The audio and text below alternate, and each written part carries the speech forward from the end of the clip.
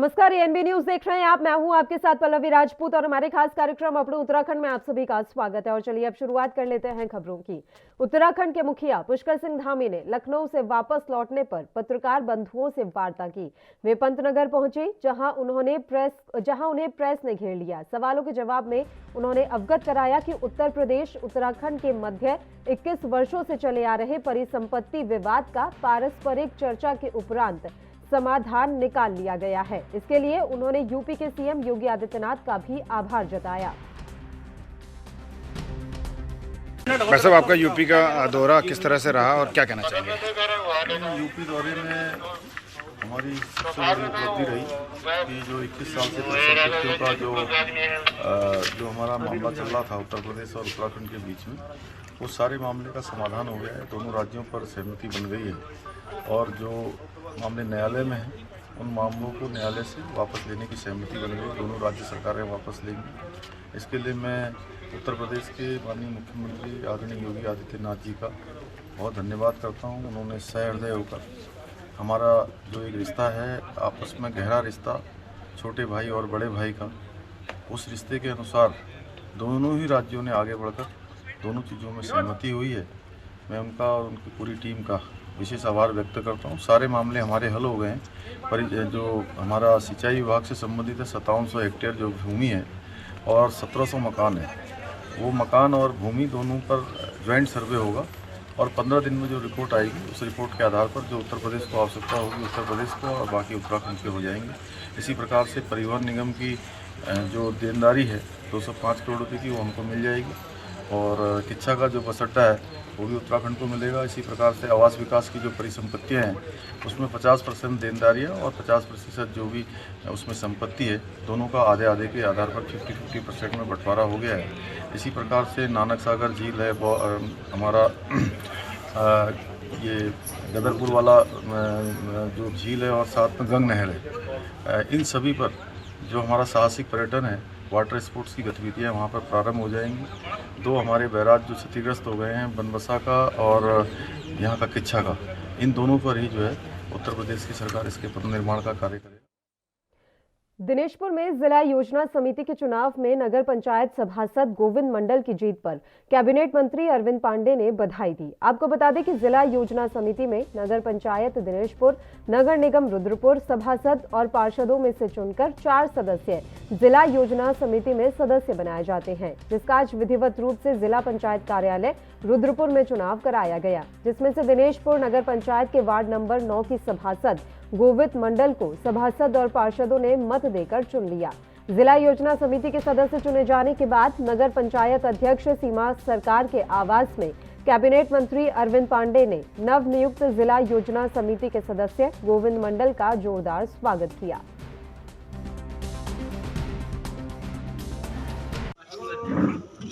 District plan का committee का चुनाव हुआ है और इस चुनाव में शहरी विकास से हमारे गोविंदो भाई डीपीसी मेंबर बने हैं। मैं इनको शुभकामना देता हूं, बधाई देता हूं और ये उम्मीद करता हूं कि अपने क्षेत्र का विकास, जिला योजना का जो प्लान है उसमें ज़्यादा से ज़्यादा प्रस्ताव को रखवा के अपने क्षेत्र का विकास करेंगे। मैं इनको बहुत बहुत शुभकामना देता हूं, बधाई देता हूं।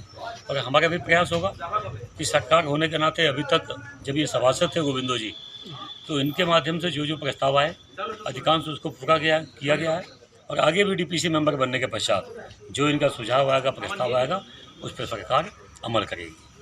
मैं आज ये जिला योजना समिति से विजय प्राप्त किया हूँ और इसमें सबसे बड़ा हाथ ये हमारे मनसुदा जी हैं एवं पार्षद उद्योग पार्षद और यहाँ के नगर पंचायत सभासद को धन्यवाद देना चाहूँगा।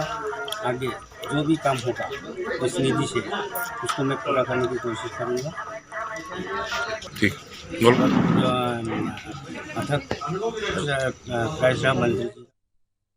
उत्तराखंड के 2022 के चुनावों को लेकर कांग्रेस और बीजेपी पूर्व सैनिकों के भरोसे नजर आ रही है। प्रदेश में चुनावों में महज 2 से 3 महीने का वक्त बचा हुआ है। ऐसे में अब बीजेपी और कांग्रेस जनता को तरह तरह के वादे और प्रलोभन दे रही है। अल्मोड़ा की सोमेश्वर विधानसभा इन दिनों इसका केंद्र बनी हुई है। इस विधानसभा में पहले कांग्रेस ने पूर्व सैनिक सम्मान किया तो फिर बीजेपी ने भी सैनिकों का सम्मान किया। दोनों ही पार्टियों ने अपनी पूरी ताकत इस दौरान दिखा दी। बड़े कर सकते हैं, लेकिन इनमें वो हुनर नहीं है, इनके हाथों में वो सिफत नहीं है, इनके पास वो सोच नहीं है जो राज्य का भाग्य बदल सकते। ये सन ऐसा है जब राज्य का भाग्य तो आगे के लिए बनेगा, एक उत्तराखंड नए तरीके का उत्तराखंडी संस्कृति उत्तराखंडियत के साथ ऊंचा उठेगा, या फिर हम बिखर जाएंगे, हमारे सपने बिखर जाएंगे। इस समय हरीश रावत, मैं आप जिन पदों पर बैठ गया हूँ, जहाँ तक पहुँच गया हूँ, उससे आप और बड़ा नहीं हो सकता। मेरी योग्यता भी नहीं है, उम्र भी शांत नहीं मिली, लेकिन मैं एक बात आपसे कह सकता हूँ कि यदि आज आप चूक गए तो मेरे बाद कोई उत्तराखंडियत के लिए लड़ने वाला भी नहीं है। मैं एक रास्ता बना करके जाऊंगा, जो रास्ता आपके बच्चों के काम आएगा, जो आने वाली आपकी पीढ़ियों के काम आएगा। जो लोग मुझसे नाराज भी रहे होंगे, कुछ खुश होते हैं, कुछ नाराज होते हैं, लेकिन कभी कभी राजनीति को अलग रखना पड़ता है।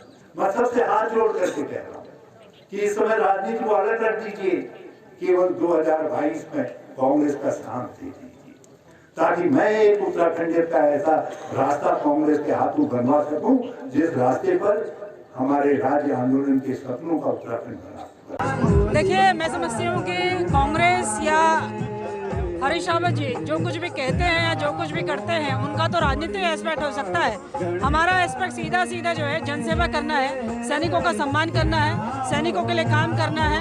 हम भारतीय जनता पार्टी एकमात्र ऐसी सरकार है, चाहे वो केंद्र में हो राज्य में हो, दोनों ने सैनिकों के लिए उनके हित में काम किए हैं। चाहे वो उनके एनडीए सीडीएस के लिए उनको प्रोत्साहन देने के लिए 50,000 की धनराशि हो, या उनके आश्रितों को जो प्रोत्साहन राशि मिलती है उसमें 10,000 की धनराशि कर दी गई हो, या उनके प्रशिक्षण का विषय हो, या 1 रैंक 1 पेंशन हो। ये सारी उपलब्धियां हैं जिसके लिए सैनिक भारतीय जनता पार्टी के साथ खड़े हो। नहीं, 2022 में जिस तरह से लोगों में उत्साह है, मोदी जी के प्रति प्रेम है, और हमारी सरकार उत्तराखंड की जितना अच्छा काम कर रही है, तो साफ जाहिर होता है कि हम भारी बहुमत से यहाँ आ रहे हैं। हमारे मुख्यमंत्री जी बिल्कुल मोदी जी के नक्शा कदम। अल्मोड़ा जिले के विकासखंड भिकियासैंण तहसील मुख्यालय में उत्तराखंड पेंशनर्स संगठन का धरना 86वें दिन भी जारी रहा। धरने को सल्ट विकासखंड के पेंशनर्स ने भी अपना समर्थन दिया। बैठक को संबोधित करते हुए पूर्व प्रधानाचार्य राजेश सिंह मनराल ने कहा कि हम सबको मिलकर इस तानाशाह प्रदेश सरकार को उखाड़ फेंकने के लिए जनता के बीच जाना चाहिए। सत्ता के मद में चूर इस सरकार ने लोकतंत्र की मर्यादा को ही समाप्त कर दिया है। संगठन के अध्यक्ष तुला सिंह तड़ियाल ने अपने संबोधन में कहा कि सरकार को आम जनता से कोई लेना देना नहीं है, यह पूंजीपतियों के हित में काम कर रही है।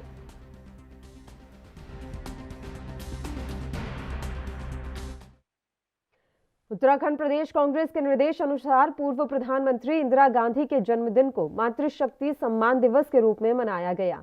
कोटद्वार जिला कांग्रेस कार्यालय में मातृशक्ति सम्मान दिवस के तहत कार्यक्रम आयोजित किया गया, जिसमें कांग्रेस कार्यकर्ता पदाधिकारी मौजूद रहे। वहीं पूर्व स्वास्थ्य मंत्री सुरेंद्र सिंह नेगी ने कहा कि पूर्व प्रधानमंत्री इंदिरा गांधी को लोह महिला कहा जाता था और उन्होंने निश्चित रूप से इस देश को जो ताकत और सम्मान दिलाया वो अपने आप में अनोखा था। पूर्व प्रधानमंत्री इंदिरा जी को लोह महिला कहा जाता था और उन्होंने निश्चित रूप से इस देश को जो ताकत दी, जो सम्मान दिलाया पूरे विश्व के अंदर, वो अपने आप में अनोखा था। उन्होंने बहुत ही साहसिक और ऐतिहासिक कार्य किए। एक ऐसी महिला जिनके पिताजी स्वर्गीय जवाहरलाल नेहरू जी प्रथम जो हमारे प्रधानमंत्री थे, वो 9 साल और 6 महीने तक जेल में थे। जब इंदिरा जी छोटी थी और उनको देखरेख करने की जिम्मेदारी उनके पिता को निभानी चाहिए थी, लेकिन जेलों की सलाखों में थे क्योंकि स्वतंत्रता के लिए वो लड़ रहे थे। तब उन्होंने चिट्ठियों के माध्यम से उनको राष्ट्रभक्ति के लिए, राष्ट्र के प्रति जागरूक रहने के लिए, जनता को विकास की योजनाओं को बारे में समझाने का प्रयास किया और उसी महिला ने उन परिस्थितियों को महसूस करते हुए भी एक तरफ छोड़ते हुए अपने जज्बे को कम नहीं होने दिया और राष्ट्र के लिए समर्पित हो गई। और जब राष्ट्र में 1966 में वो प्रधानमंत्री बनी, तो 1967 में 67 में उन्होंने एक ऐतिहासिक निर्णय लिया, क्योंकि सन 62 की लड़ाई में बहुत सारे लोग हमारे मारे गए थे चाइना की, और 1965 की लड़ाई में भी बहुत सारे लोग मारे गए। हरिद्वार में हर की पौड़ी पर श्री गंगा सभा समिति ने 11,000 दीप प्रज्वलित कर देव दीपावली पर्व बड़े ही धूमधाम से मनाया। देव दीपावली पर्व प्रतिवर्ष तीर्थ पुरोहित हर की पैड़ी पर हजारों दिए प्रज्वलित कर उत्सव मनाते हैं। इस वर्ष 11,000 दिए प्रज्वलित किए गए हैं। इस दौरान मनसा देवी मंदिर ट्रस्ट के अध्यक्ष और अखाड़ा परिषद के अध्यक्ष महंत रविंद्रपुरी भी तीर्थ पुरोहितों के साथ आयोजन में मुख्य रूप से शामिल हुए। कार्तिक का जो माह है वो अपने आप में ही हमारे धर्म में बहुत ही पुण्य और बहुत ही पवित्र माह माना गया है, और पूर्णिमा की जो तिथि होती है वो भी स्वयं में अपने आप में बहुत पवित्र तिथि है। और दोनों पूरे कार्तिक के माह में भी गंगा स्नान का बहुत महत्व है। गंगा तट पर स्नान करने का, पूजा अर्चना करने का, दान पुण्य करने का अपने आप में एक बहुत महत्व है। पूर्णिमा का भी बहुत महत्व है। और जब हम बात करते हैं कि कार्तिक की पूर्णिमा की, तो कई सौ गुना जो है इसका पुण्य बढ़ जाता है, तो इसका महत्व बढ़ जाता है। और देश विदेश से जो श्रद्धालु हैं कार्तिक के माह में तो स्नान करने के लिए आते ही हैं, लेकिन कार्तिक की पूर्णिमा पर स्नान का बहुत अधिक महत्व है और इस वर्ष का ये अंतिम बड़ा स्नान है। और हम देव दीपावली की बात करें तो देव दीपावली का आयोजन किया जाता है। हम निरंतर कई वर्षों से हर की पौड़ी पर आयोजन करते आ रहे हैं। आज भी हमारे द्वारा हर की पौड़ी पर 11,000 दिए प्रज्वलित किए जा रहे हैं। देव दीपावली का उत्सव मनाया जा रहा है पूरे उल्लास के साथ। आज हर की पौड़ी दियों के प्रज्वलन से उज्ज्वलित होगी, पूरा उजाला होगा, पुष्प वर्षा होगी, आतिशबाजी होगी, और भगवान शिव, भगवान हरि और माँ गंगा से यही प्रार्थना की जाएगी कि सभी को सुख समृद्धि दे, सभी को पुण्य दे, और जो भी ये बीमारियां हैं इनका, जैसे कि अभी प्रार्थना से हुआ, बहुत कमी की ओर है, इसको बिल्कुल नाश करे, जिससे कि हम अपने साधारण जीवन जो हम जी रहे हैं वो जीते। देखिए, आज के दिन ये कहा जाता है कि विष्णु जी ने मत्स्य अवतार लिया था, और भगवान विष्णु की आराधना का एक बहुत बड़ा एक आज महत्व है। और ये मान्यता है कि जो देवता हैं, समस्त देवता जो हैं, आज दीप प्रज्वलन करते हैं। और हमने भी आज सभी से यही एक अपील की थी कि सभी सनातनी, सभी हिंदू धर्म को मानने वाले लोग अगर गंगा तट के पास निवास करते हैं, जो भी पास में गंगा तट है, कम से कम 5 दिए गंगा तट पर जलाएं। और अगर गंगा तट के पास नहीं भी रहते हैं तो अपने अपने घरों में दीप प्रज्वलन करें और अपनी जो संस्कृति और जो हमारा धर्म है और जो उसका महत्व है उसको कायम रखें, भगवान से प्रार्थना करें और अपनी सनातनी परंपरा को और धर्म को। बुलेटिन में खबरों का सिलसिला लगातार जारी रहेगा। यहाँ रुकते हैं एक छोटे से ब्रेक के लिए, आप बने रहिए हमारे साथ।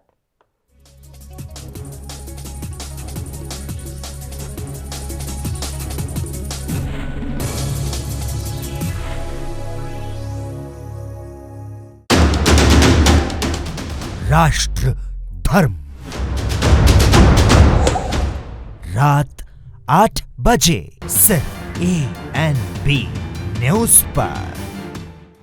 ਮੁੱਖ ਮੰਤਰੀ ਚਰਨਜੀਤ ਸਿੰਘ ਚੰਨੀ ਵੱਲੋਂ ਨੌਜਵਾਨਾਂ ਨੂੰ ਨਿਯੁਕਤੀ ਪੱਤਰ ਦੇ ਕੇ ਪੰਜਾਬ ਦਿਵਸ ਤੇ ਦਿੱਤਾ ਯਾਦਗਾਰੀ ਤੋਹਫਾ। ਸੀਐਮ ਚੰਨੀ ਨੇ ਕਿਹਾ, ਪੜ੍ਹਾਈ ਤੇ ਸਿਹਤ ਦੋ ਐਸੇ ਖੇਤਰ ਹੈ ਜਿਨ੍ਹਾਂ ਤੋਂ ਬਿਨਾ ਕੋਈ ਵੀ ਸੂਬਾ, ਕੋਈ ਵੀ ਦੇਸ਼ ਤਰੱਕੀ ਨਹੀਂ ਕਰ ਸਕਦਾ। ਔਰ ਅਸੀਂ ਆਉਣ ਵਾਲੇ ਸਮੇਂ ਦੇ ਵਿੱਚ ਅੱਛੀਆਂ ਪੜ੍ਹਾਈਆਂ, ਅੱਛੇ ਤਰੀਕੇ, ਟੀਚਰਾਂ ਦੀ ਟ੍ਰੇਨਿੰਗ ਅਸੀਂ ਕਰਵਾਉਣ ਜਾ ਰਹੇ ਹਾਂ। ਪੰਜਾਬ ਦੀ ਖੁਸ਼ਹਾਲੀ ਲਈ ਕੀਤੀ ਨੌਜਵਾਨਾਂ ਨੂੰ ਸਹਿਯੋਗ ਦੀ ਅਪੀਲ। ਤੁਸੀਂ ਅੱਜ ਨੌਕਰੀ ਮਿਲੀ ਹੈ, ਤੁਹਾਨੂੰ ਬਿਨਾਂ ਪੈਸਿਆਂ ਦੇ ਨੌਕਰੀ ਮਿਲੀ ਹੈ, ਤੁਸੀਂ ਕ੍ਰਾਂਤੀਕਾਰੀ ਸੋਚ ਨਾਲ ਆਓ। ਆਪਣੀ ਆਪਣੀ ਜ਼ਿੰਮੇਵਾਰੀ ਅਸੀਂ ਸਾਰੇ ਨਿਭਾਈਏ, ਸੂਬੇ ਦੀ ਖੁਸ਼ਹਾਲੀ ਲਈ ਰਲ ਕੇ ਹਿੱਸਾ ਪਾਈਏ।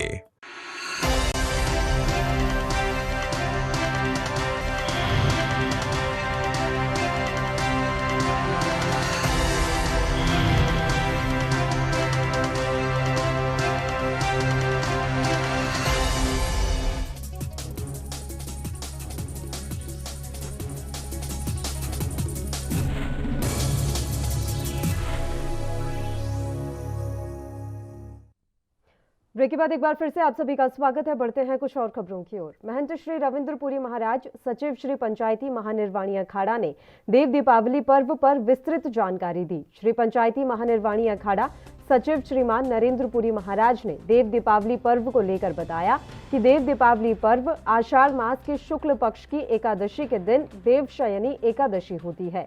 जिस दिन भगवान विष्णु शयशय्या पर होते हैं। उन्होंने बताया कि देवशयनी एकादशी के 6 माह पश्चात देव उत्थान एकादशी का पर्व आता है। उस दिन भगवान विष्णु शयशय्या से उठकर आते हैं और सभी देव, गंधर्व, यक्ष, किन्नर और मनुष्य गंगा के किनारे उनका पूजन करते हैं। आषाढ़ मास की शुक्ल पक्ष की एकादशी के दिन देवशयनी एकादशी होती है, जिसमें भगवान विष्णु राजा बलि के यहाँ शयशय्या पर रहते हैं। उसके बाद गुरु पूर्णिमा का पर्व आता है, तो उस दिन से सत्ता का जो संचालन है ब्रह्मांड का, वो भगवान शिव को सौंपा जाता है। और पूरे 6 महीने के बाद जब उस बीच में चतुर्मास भी आता है और बीच में श्राद्ध पक्ष भी आता है, नवरात्रि आते हैं, दीपावली का पर्व आता है, तो साल में 4 रात्रियों का महत्व है। काल रात्रि यानी दुर्गाष्टमी की रात्रि, दीपावली की महानिषिद्ध रात्रि, होली की रात्रि और महाशिवरात्रि। तो इस प्रकार जब ये समय पूरा होता है तो देव शयनी एकादशी के बाद में 6 महीने बाद देव उत्थान एकादशी का पर्व कार्तिक शुक्ल पक्ष में आता है, जिस दिन भगवान वापिस शयशय्या से आते हैं। तो सारे देवता, गंधर्व, यक्ष, किन्नर, मनुष्य, मानव गंगा नदी के किनारे भगवान का स्वागत करते हैं और भगवान शिव अपना सत्ता का हस्तांतरण, जिसको आज की भाषा में हम कहें, पुनः भगवान विष्णु को सौंपते हैं। तो उसी के उपलक्ष्य में चतुर्दशी तिथि के दिन जो पूर्णिमा आती है कार्तिक की, उसके एक दिन पहले देव दीपावली का पर्व मनाया जाता है। इसका नाम देव दीपावली शास्त्रों। हरिद्वार में कार्तिक पूर्णिमा स्नान पर आज देश विदेश के कोने कोने से आकर श्रद्धालु सुबह से ही आस्था की डुबकी लगा रहे हैं। हर की पौड़ी समेत अन्य घाटों पर भी श्रद्धालु आस्था की डुबकी लगा रहे हैं। इस दिन दान और स्नान का विशेष महत्व है। कार्तिक मास में पड़ने वाली पूर्णिमा को कार्तिक पूर्णिमा कहते हैं। हिंदू धर्म में पूर्णिमा का विशेष महत्व है। कार्तिक पूर्णिमा स्नान पर्व पर सुरक्षा और यातायात व्यवस्था को लेकर पुलिस ने भी कमान संभाली हुई है।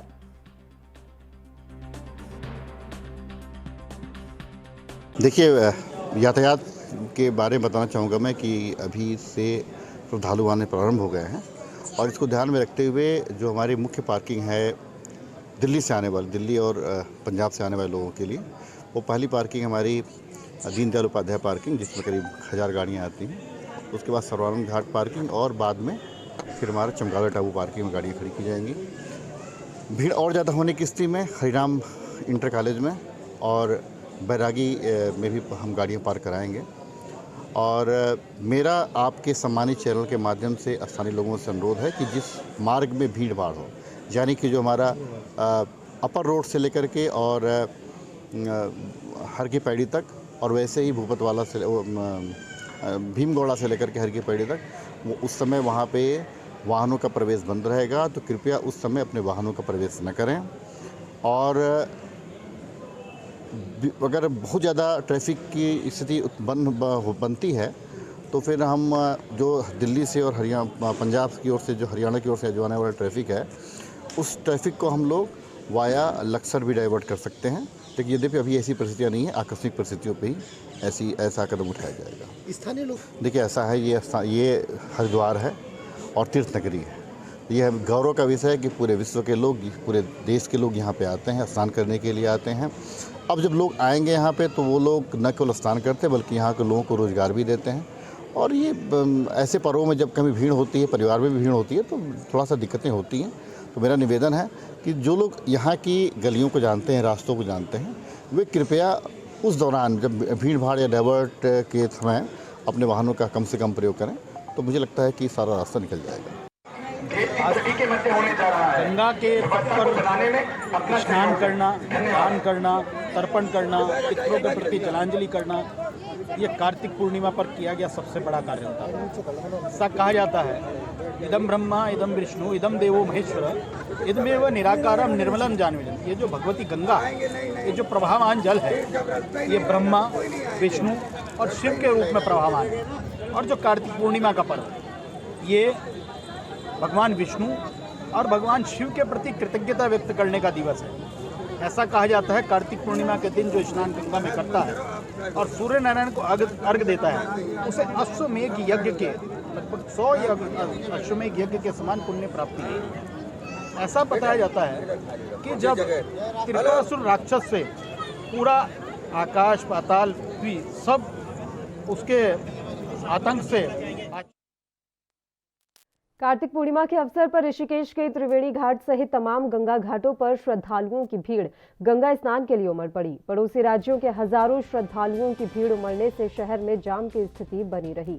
शुक्रवार को कार्तिक पूर्णिमा के अवसर पर उत्तर प्रदेश, पंजाब, हरियाणा और उत्तराखंड के हजारों पर्यटक गंगा स्नान के लिए ऋषिकेश पहुंचे। त्रिवेणी घाट, बहत्तर सीढ़ी, साई घाट, मुनि की रेती, लक्ष्मण झूला के गंगा घाटों पर श्रद्धालुओं ने आस्था की डुबकी लगाई। इस दौरान श्रद्धालुओं ने मंदिर में पूजा अर्चना भी की।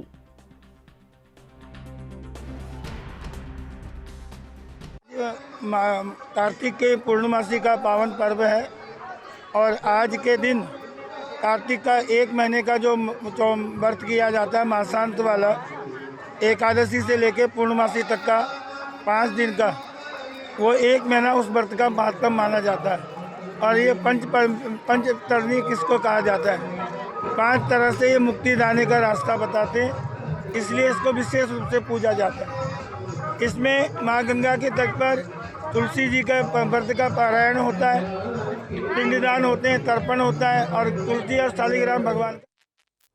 सितारगंज में गंगा स्नान के मौके पर हजारों श्रद्धालुओं ने कैलाश नदी में स्नान किया और पूजा अर्चना की। सुबह से ही श्रद्धालु बड़ी संख्या में गंगा स्नान करने पहुंचने लगे थे। इस दौरान छोटे छोटे बच्चों ने भी नदी में स्नान किया। पंडित त्रिलोचन शर्मा ने बताया कि कार्तिक पूर्णिमा के दिन गंगा स्नान का बड़ा महत्व होता है। मान्यता है कि इस दिन गंगा में स्नान करने से पाप दूर होते हैं। जहां जहां नदियां हैं उनमें लोग स्नान करके पुण्य लाभ कमाते हैं। स्नान का तो बड़ा ही महत्व है। गंगा में स्नान करने से सारे पाप कटते हैं। आज का दिन विशेष रूप से ये कार्तिक पूर्णिमा है। कार्तिक पूर्णिमा के दिन गंगा स्नान का विशेष महत्व माना जाता है। वैसे आज गुरु नानक देव की जयंती भी है और ये स्थानों पर जहाँ जहाँ नदियाँ हैं, गंगा नदी तो है ही है, गंगा नदी के अलावा और भी जो स्थानों पर नदियाँ हैं उनमें लोग स्नान करते हैं और पुण्य लाभ कमाते हैं। स्नान करने से पाप करते हैं ऐसा माना जाता है। वैसे भी नदियों के जल के स्नान का अलग ही महत्व है, तो उसको हम लोगों को यथासंभव लाभ लेना चाहिए। मैं तो स्वयं आकर के नदी में स्नान करता ही हूँ। और तीनों कृषि कानूनों को केंद्र सरकार द्वारा वापस लिए जाने के निर्णय को कांग्रेस नेता हरेंद्र बोरा ने चुनावी निर्णय करार दिया है। उन्होंने कहा कि जिस प्रकार से उपचुनावों में बीजेपी को करारी शिकस्त मिली और उत्तराखंड सहित सभी 5 राज्यों में होने वाले विधानसभा चुनावों से ठीक पहले यह निर्णय लिया गया, इससे स्पष्ट होता है कि केंद्र सरकार ने चुनावी रोटियां सेकने के लिए ये निर्णय लिया है और तीनों कृषि कानून वापस लिए हैं। उन्होंने कहा कि 10 महीने से किसान दिल्ली बॉर्डर पर आंदोलनरत है, फिर भी उनकी सुनवाई नहीं हुई। ऐसे में 700 से अधिक किसानों ने अपनी शहादत दी, जिसे कभी भुलाया नहीं जा सकता। पिछले 10 महीने से पूरे भारतवर्ष में किसानों द्वारा जो आंदोलन किया जा रहा था, उसमें जो है 700 कुछ लोगों ने अपनी शहादत दी है। 700 कुछ लोग उसमें शहीद हुए हैं ये आंदोलन करते हुए। भाई देखिए, आखिर कहीं ना कहीं जो है सरकार बहुत ज़्यादा दबाव में आई, नहीं तो रातों रात इसको जो लोग आज यहाँ सत्ता में बैठे हैं केंद्र में, वो ये कहते थे कि भाई हम ये कृषि कानून वापस नहीं लेंगे, ये किसानों के हित में है। उन्होंने क्यों कानून को वापस लेने का उनको फैसला करना पड़ा? उन्होंने भाई देखिए, तीनों कृषि कानून जो है बिल्कुल गलत थे और जो है जो उन्होंने फैसला लिया है उसका हम स्वागत करते हैं। लेकिन जो इसमें शहादत हुई है, हमारी तो भाई ये मांग है भाई जिन लोगों के बच्चे इसमें शहीद हो गए हैं, जो लोग उसमें शहीद हो गए हैं, उनको सरकार जो है 50-50, 100-100 करोड़ रुपए दे उनके परिवारों को, जिससे कि वो अपना भरण पोषण कर सकें। और चुनाव के समय में ऐसा निर्णय लिया है तो उसमें कहीं राजनीति झलकती है? भाई देखिए, 2022 में अभी ये जो है 4-5 स्टेटों में जो है विधानसभा के चुनाव होने हैं, तो इन्होंने इसको देखते हुए भी, क्योंकि अभी जो उपचुनाव हुए थे आपने देखा होगा, इस उपचुनाव में जो है जनपद उधम सिंह नगर के खटीमा में आम आदमी पार्टी ने तीनों कृषि कानून वापस किए जाने की घोषणा पर खुशी का इजहार करते हुए मिठाई बांटी और किसानों को बधाई दी। साथ ही किसान आंदोलन में शहीद हुए किसानों के लिए सरकार से मुआवजे की मांग की।